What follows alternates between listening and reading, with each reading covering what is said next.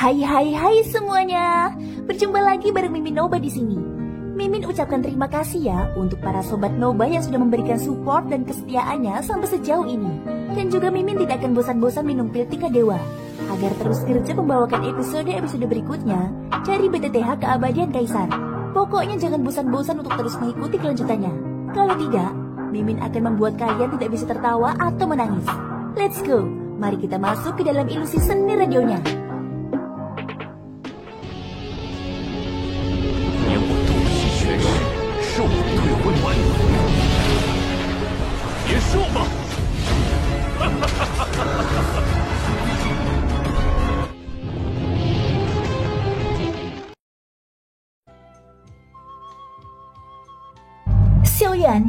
Xiao Yixian tak kuasa menahan diri untuk berseru.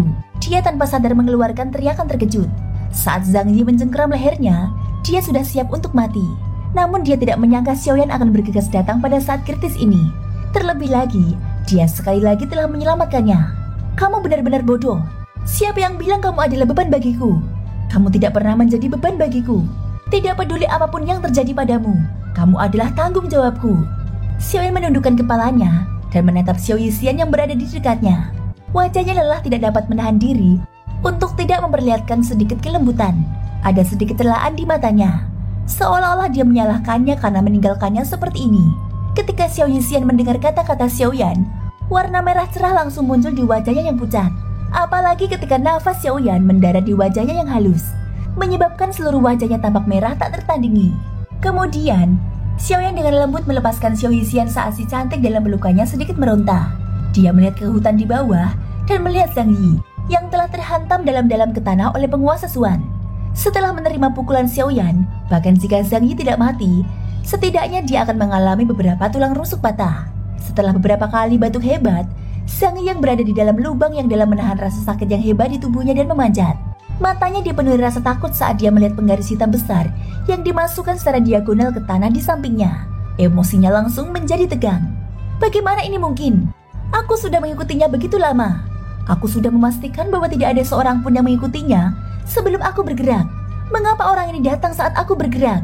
Wajah tua Zhang Yi berkedut hebat. Mungkinkah orang ini telah mengikuti Xiao Yixian selama ini dengan tujuan untuk menjebakku? Dengan pemikiran itu, Zhang Yi menjadi semakin takut. Jika memang begitu, dialah yang akan berada dalam bahaya. Zhang Yi tidak berani tinggal lebih lama lagi. Dia menahan rasa sakit di tubuhnya dan melarikan diri.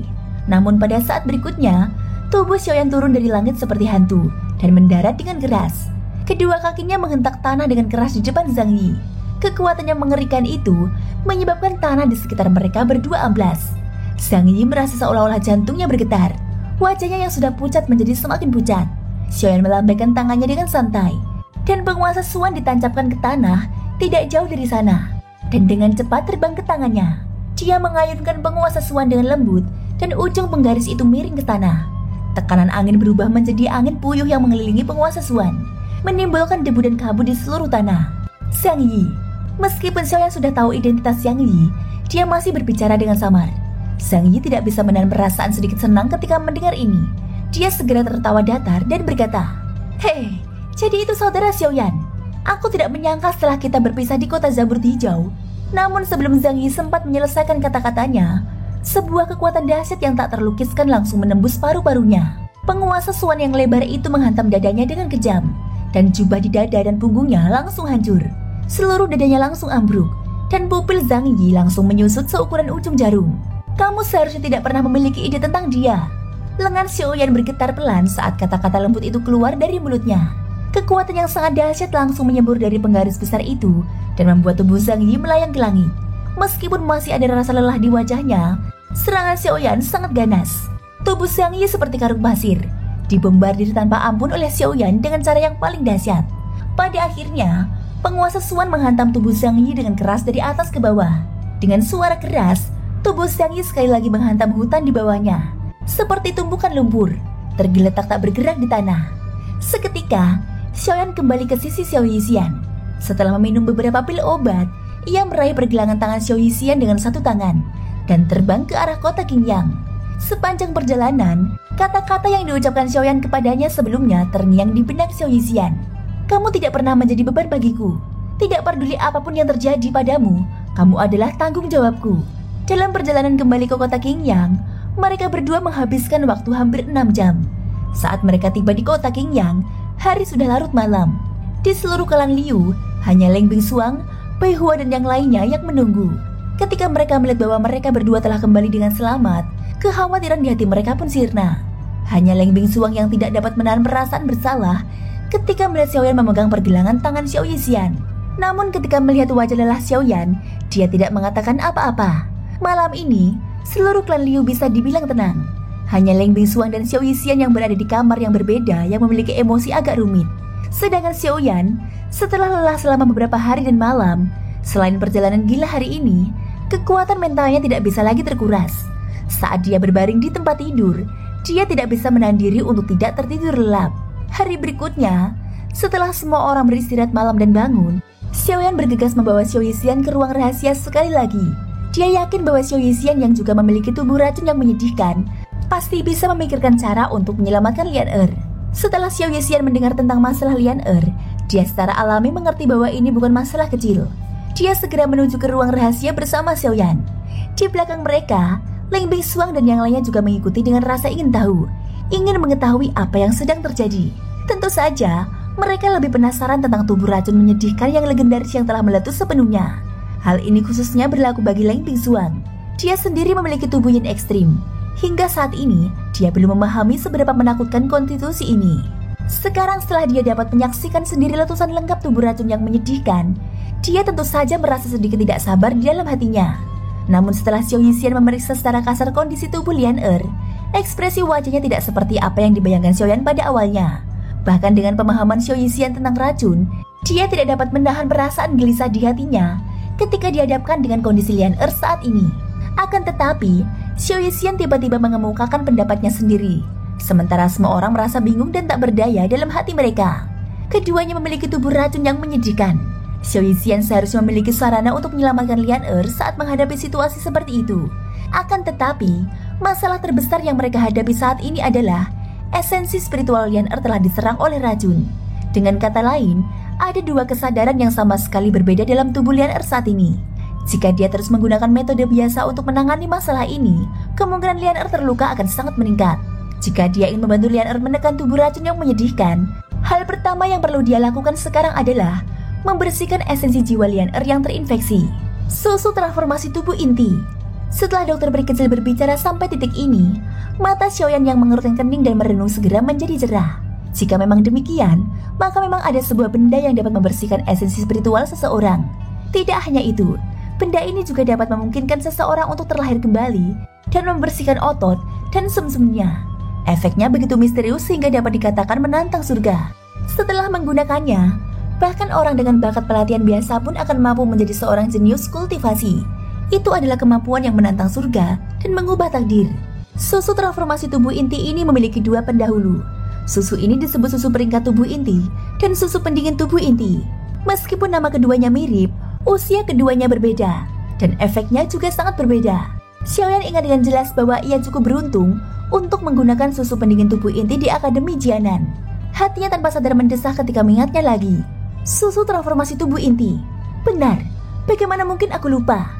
Benda itu dikatakan memiliki kemampuan untuk menantang surga dan mengubah nasib seseorang. Benda itu mampu membersihkan meridian dan sumsum tulang seseorang dan mampu membersihkan semua kotoran.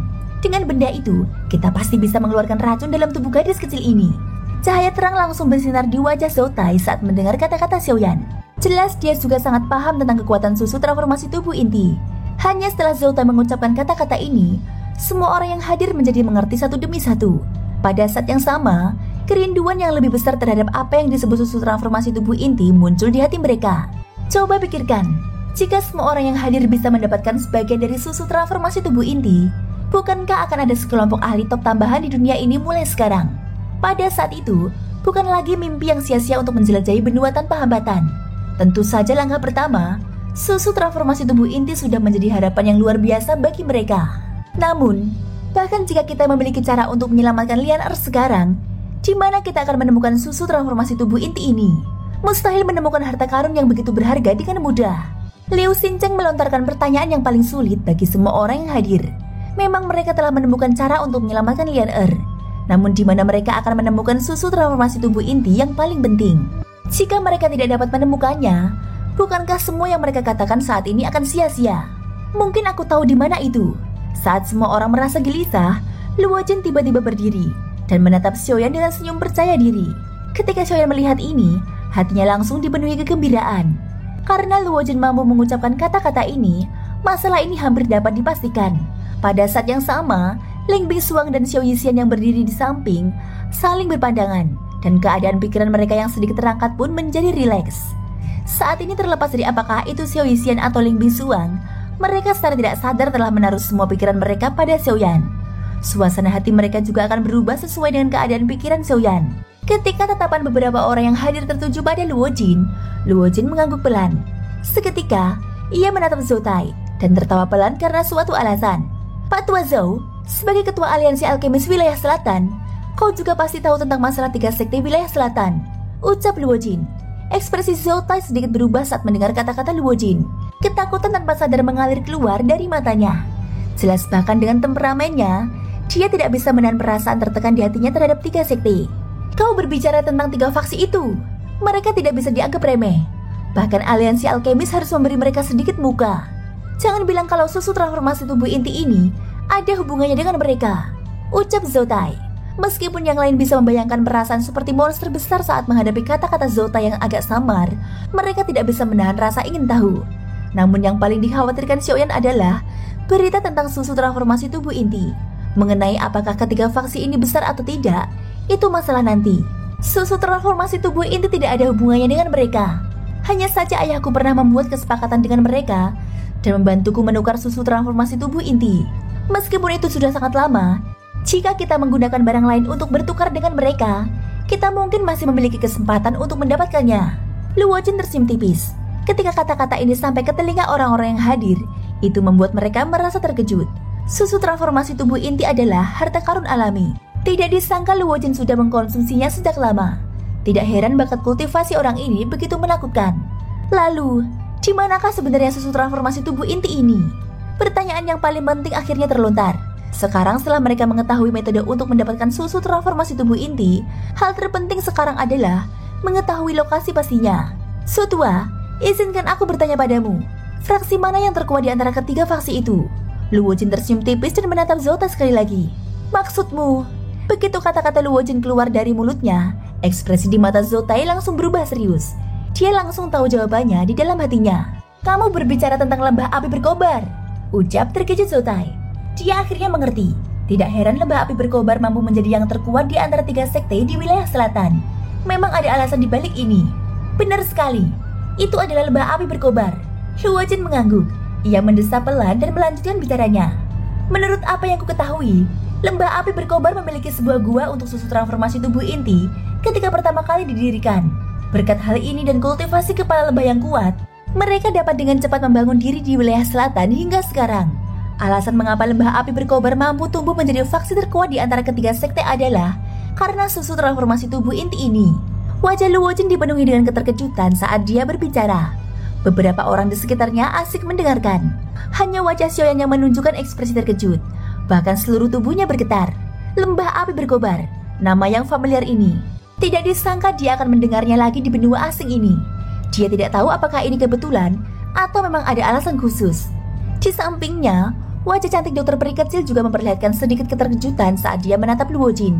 Dalam hatinya, dia juga tidak menyangka bahwa dia benar-benar akan sekali lagi mendengar nama lembah api berkobar di tempat ini. Aku ingat leluhurku pernah berkata bahwa lembah api berkobar pernah menghasilkan Dodi saat berada pada puncak kekuatannya. Kalau dilihat sekarang, mungkin benar-benar ada semacam hubungan antara keduanya, ucap Xiaoyan.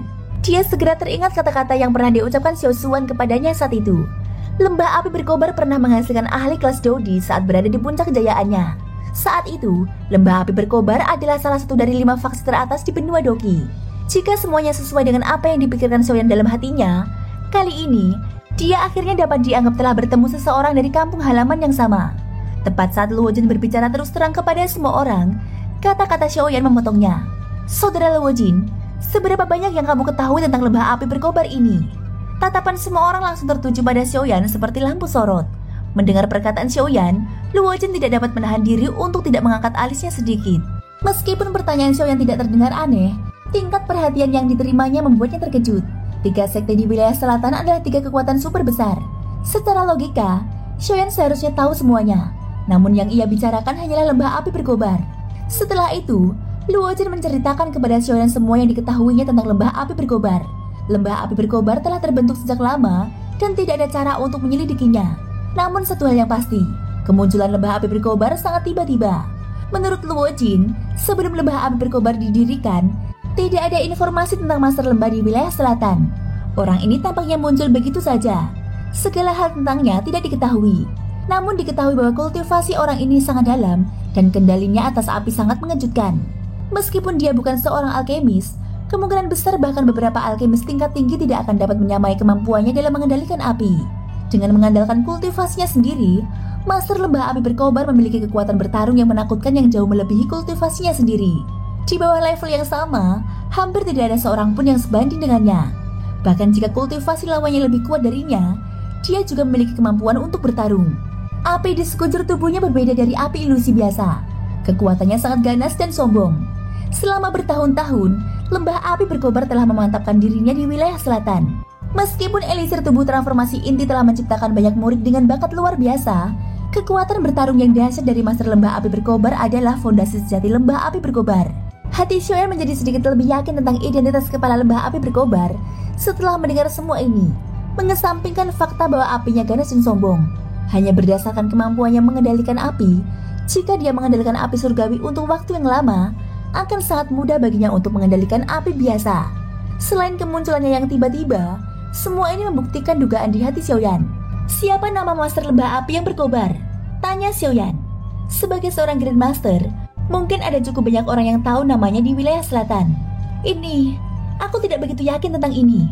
Orang-orang di wilayah selatan memanggilnya leluhur langit berkobar. Mengenai nama aslinya, aku tidak tahu. Namun sepertinya aku pernah mendengar kakekku menyebutkan bahwa nama belakang leluhur langit berkobar sepertinya adalah Tang. Secerca cahaya langsung muncul di mata Xiaoyan setelah kata-kata Luo Jin terdengar. Kepala lembah api berkobar di benua Doki, Tang Zhen, bermarga Tang. Dengan cara ini, hatinya yakin 70% bahwa leluhur Burning Sky ini adalah Dodi yang telah muncul di lembah api berkobar di benua Doki. Hubungan antara lembah api berkobar dan klan Xiao sangatlah dekat. Dengan hubungan seperti ini, seharusnya akan lebih mudah baginya untuk mendapatkan ramuan transformasi tubuh inti. Wajah Xiaoyan langsung menunjukkan ekspresi gembira saat memikirkan hal ini. Karena ini masalahnya, yang perlu dia lakukan selanjutnya adalah bergegas ke lembah api berkobar dan mendapatkan ramuan tubuh transformasi inti. Lian Er bisa dianggap telah diselamatkan. Setelah memastikan metode untuk mengatasi kondisi Lian Er, tekanan di hati Xiaoyan segera menghilang. Bahkan suasana hati semua orang di sekitarnya menjadi jauh lebih baik. Seketika, Xiaoyan sekali lagi memperdalam pembatasan pada tubuh Lian Er. Setelah itu semua orang mundur dari ruangan gelap itu. Ketika sekelompok orang ini muncul di halaman klan Liu bersama-sama, semua anggota klan Liu buru-buru membungkuk hormat kepada mereka. Ini terutama terjadi ketika beberapa pria dari klan Liu melihat Xiao Yixian dan Leng Bisuang. Semua wajah mereka tanpa sadar menunjukkan ekspresi terkejut. Namun mereka buru-buru menariknya kembali dalam sekejap mata. Liu Huapai dan Liu Xincheng tanpa sadar merasa agak tidak berdaya di hati mereka ketika menghadapi hal ini. Mereka hanya bisa tertawa datar atas nama orang-orang yang telah kehilangan muka ini. Setelah itu, mereka mengikuti semua orang dan berjalan ke halaman. Namun pada saat inilah, tiba-tiba muncul sesosok tubuh yang lincah dan rupawan berlari dari suatu tempat dan muncul di hadapan semua orang yang hadir. Ketika tatapan kelompok Xiaoyan menyapu dan melihat orang ini, wajah Leng Bisuang yang awalnya tenang di antara kerumunan tiba-tiba menegang. Ekspresi di dalam matanya yang cantik juga langsung terkejut. Ini karena orang yang telah tiba adalah Murong Qianqian. Qianqian, ucap Leng Bisuang. Karena serangkaian kejadian yang terjadi beberapa hari terakhir, semua orang tidak punya waktu untuk mengurus gadis ini. Mereka sibuk di mana-mana dan hanya bisa beristirahat hari ini. Namun yang tidak diduga Leng Bisuang adalah bahwa Murong Qianqian benar-benar akan muncul di sini. Saat itu, dia secara pribadi melihat gadis ini mengungkapkan ekspresi sedih untuk Xiaoyan. Dalam hatinya, dia tahu bahwa gadis Qianqian ini memiliki perasaan untuk Xiaoyan. Namun saat ini, dia dan Xiaoyan sudah... Dan kebetulan sekali, Murong Qianqian benar-benar muncul di kediaman klan Liu saat ini. Kali ini begitu kedua saudari itu bertemu, bagaimana dia akan menjelaskan hubungan mereka kepada Qianqian. Namun saat Leng Bisuang merasa cemas dan tidak tahu harus berbuat apa, dia terkejut melihat Murong Qianqian benar-benar melangkah lebar dan melemparkan dirinya ke pelukan Bai Hua. yang berada di samping Xiaoyan. Kedua lengannya melingkari pinggang Bai Hua dengan erat. Wajahnya dipenuhi kegembiraan, menunjukkan sikap seorang gadis kecil. Ini, kenapa gadis ini? Hati Leng Bingsuang sedikit terkejut. Dia tidak menyangka bahwa target Murong Qianqian bukanlah Xiaoyan, tetapi Bai Hua yang ada di sampingnya. Detik berikutnya, saat Leng Bingsuang sedang linglung, dia ditarik ke depan oleh Xiaoyan yang telah mengamatinya. Tangannya yang lain melingkari pinggangnya dan memeluk erat Leng Bingsuang dalam pelukannya. Apa? Kamu takut ketahuan adikmu dan jadi cemburu? Xiaoyan melengkungkan bibirnya dan tersenyum. Memanfaatkan waktu saat Leng Bingsuang tersadar, dia dengan lembut mencium wajah putih saljunya. Saat dia tersadar, pipinya langsung menjadi panas. Baru saat itulah dia dengan cepat berusaha melepaskan diri dari pelukan Xiaoyan. Di belakang mereka, dokter peri kecil menatap kedua pasangan di depannya. Meskipun sudut bibirnya masih tersenyum, itu tampak sangat pahit. Thank you guys sudah mendengarkan ceritaku di episode kali ini sampai akhir. Ikutin terus kelanjutan episode berikutnya ya. Semoga hari kalian menyenangkan. Sampai jumpa dan bye-bye.